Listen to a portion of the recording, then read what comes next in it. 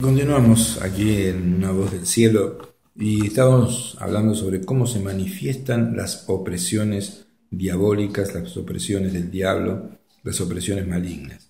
Hay diversos grados de opresiones malignas, como estamos tratando fenómenos espirituales ligados muchas veces a manifestaciones psicológicas. Los términos usados para identificarlos pueden variar y la línea de separación entre ellos puede ser a veces tan sutil que en algunos casos pudieran ser ubicados en dos o más clasificaciones. Sin embargo, la enseñanza bíblica y la experiencia de la Iglesia nos muestran en líneas generales los siguientes grados de opresión por parte de espíritus demoníacos. Entonces tenemos la influencia demoníaca. Algunas personas, por ejemplo, que no son salvas, que no son de Dios, que viven una vida moral equilibrada, solo reciben moderadamente la influencia de espíritus demoníacos, mientras que otras que desprecian las leyes morales de Dios reciben una influencia más severa hasta que se someten también a ellas. Los espíritus demoníacos trabajan con nuestra mente, ejerciendo su influencia para que hagamos cosas contrarias a la ley de Dios, para disuadirnos de orar, de leer la palabra de Dios, para no asistir a las reuniones, para adorar a Dios, para crear conflictos entre los hermanos en Cristo. Esa es la función y el trabajo de los demonios que buscan atacar a las verdaderas iglesias de nuestro Señor Jesucristo. Entonces, hay influencia demoníaca, hay ataduras demoníacas, en segundo lugar. Es cuando se hace caso omiso de la ley moral de Dios de un modo consciente y persistente. La influencia demoníaca puede transformarse en sometimientos a los demonios.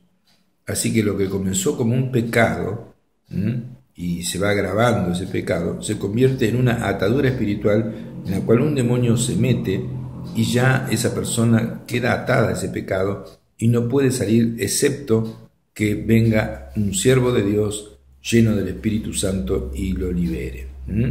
Entonces, lo que comenzó con un pecado se convierte en una atadura espiritual en la que los demonios aumentan la esclavitud a esos pecados, anulando prácticamente la voluntad de la persona. En tercer lugar, hay opresiones. La esclavitud a los demonios alcanza a veces un punto en el cual los espíritus demoníacos acosan y atormentan a sus víctimas. Estas opresiones pueden consistir en voces, en obscenidades y en otros fenómenos llamados poltergeist, en apariciones de espíritus o fantasmas que son directamente demonios. Los fantasmas no existen. Ataques de mordeduras, golpes, etcétera, de parte de espíritus demoníacos. Dice la palabra de Dios en San Lucas, capítulo 11, dice así, que había una mujer que estaba en la mujer que hacía 18 años, tenía un espíritu de enfermedad. Esa mujer estaba, digamos así, con esa opresión satánica. En Lucas capítulo 13, versículo 11. Había una mujer que desde hacía 18 años tenía un espíritu de enfermedad, o sea, un demonio que le causaba una enfermedad. Y andaba encorvada a raíz del demonio. Y en ninguna manera se podía enderezar. Y Jesús, cuando la vio, la liberó y la sanó. Y los ministros religiosos que estaban ahí, como era sábado, se enojaron porque había hecho ese bien el día sábado y para ellos eso era un trabajo. O sea, la religión estaba por sobre el bienestar de las personas y eso nunca debe ser. Entonces Jesús dice, si a ustedes se les cae una oveja en un pozo, la sacan aunque sea un día de reposo, ¿no? Y cuánto más a esta hija de Abraham, esta hija de Dios, que Satanás había atado 18 años ¿no se le debía desatar de esta ligadura en el día de reposo? Satanás había atado 18 años, y acaso no se la debía desatar de esta ligadura. Habla de una ligadura del diablo en el día de reposo. Entonces, otra forma de opresiones son las enfermedades causadas por espíritus de enfermedad, las cuales son verdaderas opresiones al cuerpo que no pueden ser sanadas por medios naturales. Pueden ser dolores de cabeza persistentes o de otras partes del cuerpo, ataques de asma, síntomas de cualquier otra enfermedad, y aún ir secándose hasta la muerte, y uno no sabe el por qué, pero es una influencia diabólica que no se sana con ninguna pastilla y con ningún tratamiento médico, digamos así, natural. Entonces, vamos a ver qué males causaban los demonios en los siguientes casos. En Mateo capítulo 9, versículo 32, dice: mientras salían ellos, he aquí le trajeron un mudo endemoniado, y echado fuera el demonio, el mudo habló.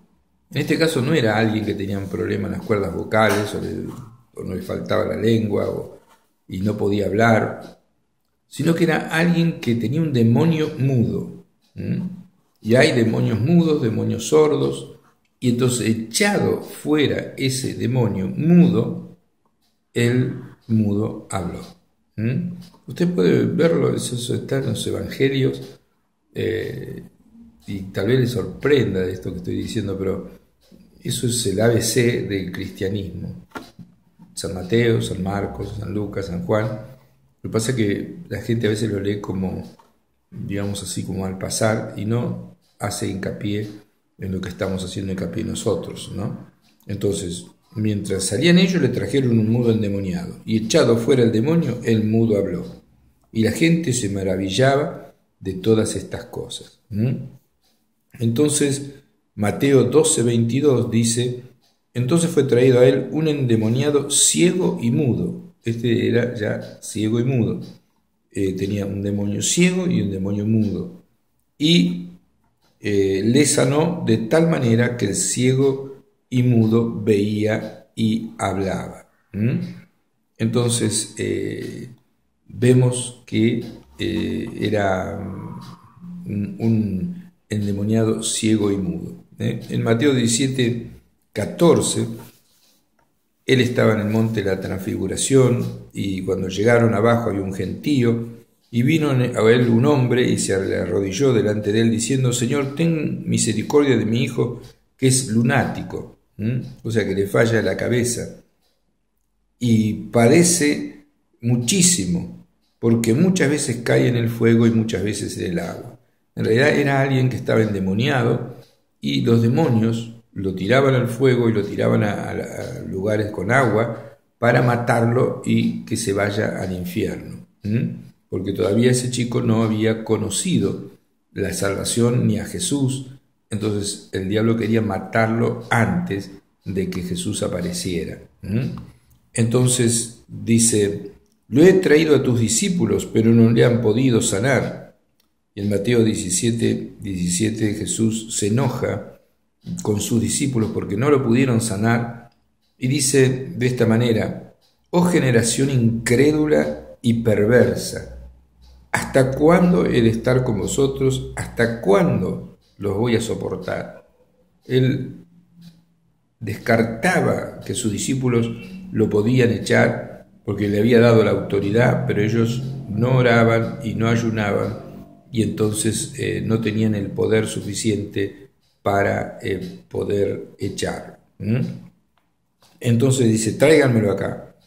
Y en Mateo 17:18 dice: y reprendió Jesús al demonio, el cual salió del muchacho, y éste quedó sano desde aquella hora. Pero dice, este género de demonio solamente sale con oración y ayuno. Por eso los discípulos no lo pudieron echar, porque era un demonio importante, por así decirlo, de un grado, digamos así, alto, y entonces solamente se puede echar con oración y ayuno. Este género de demonio no sale sino con oración y ayuno. Vamos a ver el cuarto punto, es la posesión. En la posesión demoníaca, que es una forma extrema de esclavitud y opresión, las anormalidades en el que habla y en el comportamiento aparecen de un modo muy acentuado con manifestaciones físicas violentas. De repente una persona que parece que está bien reacciona violentamente, hasta puede llegar a matar a una persona y está poseída por demonios. El espíritu demoníaco toma un control tan completo que se apropia del cuerpo de la víctima y habla aún por medio de ella, con su propia voz e idioma, que puede ser totalmente distinto al idioma del endemoniado. Puede hablar en distintos idiomas. Una mujer puede hablar con voz de varón, que es el demonio. Yo lo he visto muchísimas veces. Es así. La persona está tan poseída que cuando la traen, me ha tocado muchas veces, la traen para que sea liberada, la persona se pone desesperada, pero son los demonios que no quieren que traigan a esa persona endemoniada a un hombre de Dios para que no los eche, porque ellos tienen placer torturando a las personas, y cuando son echados, dice la palabra de Dios que anda por lugares secos y están buscando dónde meterse para expresarse y allí tener placer.